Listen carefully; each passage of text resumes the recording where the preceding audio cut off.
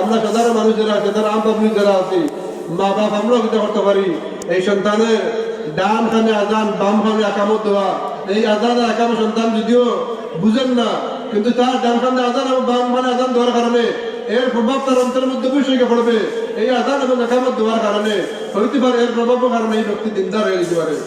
কখনো মা বাপের সাথে অসাধু ব্যবহার করবে না, কখনো ইসলামের বিদ্বেষী কোনো কাজ করবে না। এই জন্য দুষ্ট বুজুর্গ মুসলিম কারাম সন্তানের পুরুষ হোক মহিলা, আমরা অনেক গ্রাম্য মহিলা হলে মনে করেন যে মেয়ে হইলে মনে করেন শুধু আজান দেন একামত দেওয়া লাগে না, ছেলে হইলে আজান একামত দেওয়া লাগে না। পুরুষ মহিলা ছেলে সন্তান, ছেলে মেয়ে দুইটার অবস্থায় দুজনেরও দয়াখানে আজান এবং একামত দেওয়া হইতো। ডানখানে আজান, বামখানে একামত দেওয়া হবে, ছেলের বেলায় মেয়ের বেলায়। আমরা অনেকের মনে মনে ধারণা হইল যে ছেলের বেলায় আজান একামত আর মেয়ের বেলা শুধু আজান। না না, ছেলের বেলা ডানখানে আজান বামখানে একামত, মেয়ের বেলা ডানখানে আজান বামখানে একামত। কিন্তু ই আজান অত জোরে দেওয়া লাগতো না, আবার অত জোরেও দেওয়া লাগতো না। হালকা ভাবে আজানটা শুধু ওই সন্তানের কানে মধ্যে আওয়াজটা গেলেও হয়ে গেল। এই জন্য দুষ্ট বুজুর্গ মুসলিম একরাম ডানখানে আজান বামখানে একামত, ছেলের বেলায় মেয়ের বেলায় এটা দেওয়া। আর দুষ্ট বুজুর্গ মুসলিম একরাম সন্তান ছোট্টবেলায় সন্তানকে কুরআন হাদিসের জ্ঞান দেওয়া। মানে কুরআন হাদিসের জ্ঞান যদি না থাকে তার ভিতরে, যদি ছোট্টবেলা যদি তার যদি অন্তরের মধ্যে কুরআন হাদিসের জ্ঞান দেওয়া হয়, আর বড় যদি সেই ব্যক্তি ব্যারিস্টার হয়ে যায়, সে যদি এসপি হয়ে যায়, ডিসি হয়ে যায়, ওই কুরআন হাদিসের কিছু জ্ঞান তার অন্তরে থাকার কারণে বড় হওয়ার পরে মা বাবার সম্পর্কে বিদ্বেষ সময় দিত না, কুরআন হাদিসের এইরকম কুরআনের বিপক্ষে লাগতো না, ইসলামের বিপক্ষে লাগতো না।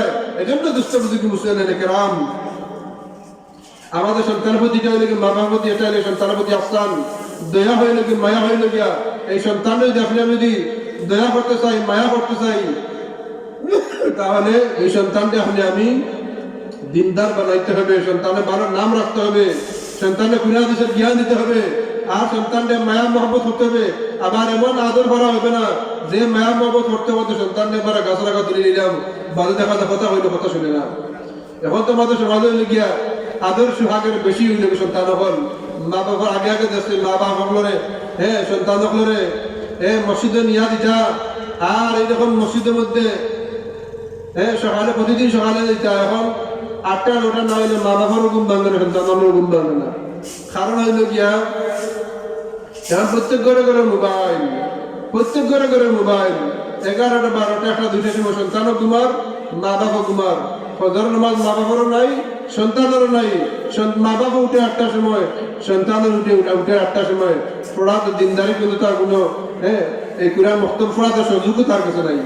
এই জন্য দুষ্ট বুজুর্গ মুসলিম একরাম মা বোন হল আমরা যদি ইগমলের সমস্ত গুনাহ কাজ থেকে যদি আমরা বাঁচিয়ে না থাকি, সন্তানকে যদি আমরা যদি কুরআন যদি জ্ঞান যদি না দেই, তাহলে এই সন্তান বড় হওয়ার পরে এই সন্তানের কাছ থেকে আমরা যে হক পাওয়া, এটা আমরা হওয়া সম্ভব নয়। এই জন্য দুষ্ট বুজুর্গ মুসলিম একরাম মা বোন হল যারা বাড়ি করে আসেন, আপনারা আস্তে আস্তে আয়োগকে আর একটা হাদিস খৈয়া বা বেয়াসে শরীলিয়া আপনারা আপনাদের সন্তান হলের কুরআন হাদিসের জ্ঞান দিবা। আর একটা হাদিস না হইয়া হন না, এটা হইলে গিয়া দান সৎকা হয় রাতের বিয়া করে। আল্লাহ সুবহানাহু ওয়া তাআলা যখন প্রথমে যখন দুনিয়া সৃষ্টি করছেন, তো দুনিয়া সৃষ্টি করার পরে দুনিয়াটা পানির উপরে আছে দশমান। তো এই জমিন যখন আল্লাহ তাআলা সৃষ্টি করছেন, এটা পানির উপরে আছে, জমিনে নড়াচড়া করতে আছে। তো এই জমিনটা স্থির করার লাগে আল্লাহ সুবহানাহু ওয়া তাআলা পাহাড় দিয়ে ফেরেক মারছেন। ওই জিবালা ওয়াতাদা পাহাড় দিয়ে জমিনটা আল্লাহ সুবহানাহু ওয়া তাআলা ফেরেক মারছেন। যখন দেখা যায় পাহাড় যখন জমিনের উপরে যখন বসাইছেন, তখন জমিনের নড়াচড়া বন্ধ হয়ে গেছে। ফেরেশতা হলো মনে হচ্ছে মনে সবচেয়ে শক্তিশালী মনে হয় পাহাড়। প্রশ্ন ও আল্লাহ সুবহানাহু ওয়া তাআলা কাছে প্রশ্ন করে, ও আল্লাহ, এই যে পাহাড় যে জমিনটা ফেরেক মারলাম, পাহাড়ের মতো শক্তিশালী জিনিস তো মনে হয় আর নাই। আল্লাহ বলেন অবশ্যই আছে। এই পাহাড় থেকে আরো শক্তিশালী জিনিস হইলে কি লোহা, যে লোহার মাধ্যমে মানুষের পাহাড়ে কাটিয়া খান খান করে ফেলায়, পাহাড়ে আবার দোষাই ফেলে। তাহলে লোহা থেকে আরো কি শক্তিশালী কোনো জিনিস আছে? আল্লাহ সুবহানাহু ওয়া তাআলা বলে আছেন অবশ্যই, সেটা হইলে গিয়া আগুন। যত বড় লোহা হোক না কেন, আগুনে দেওয়া পরে সেই লোহারে গলাইয়া শেষ করে দেয়।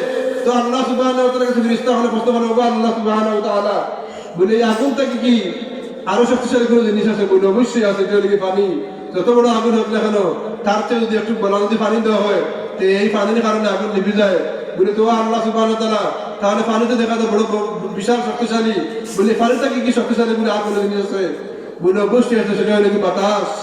বৃষ্টি দেওয়ার পরে বাতাসে দেখা যায় সেখানে এখানে পানি সেখানে নিয়ে যায়, বৃষ্টির পানি এখান থেকে এখানে নিয়ে যায় বাতাসে উড়াইয়া বলে, তাহলে তো সবচেয়ে শক্তিশালী দেখা যায় বাতাস।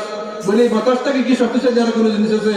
আল্লাহ সুবহানাহু ওয়া তাআলা বলে এটা আছে, এটা হলো মুমিনের দান। সুবহানাল্লাহ, মুমিনের সদকা, মুমিনের দান এত শক্তিশালী বলে এই বাতাস থেকে তুফান থেকে আরো বেশি শক্তিশালী।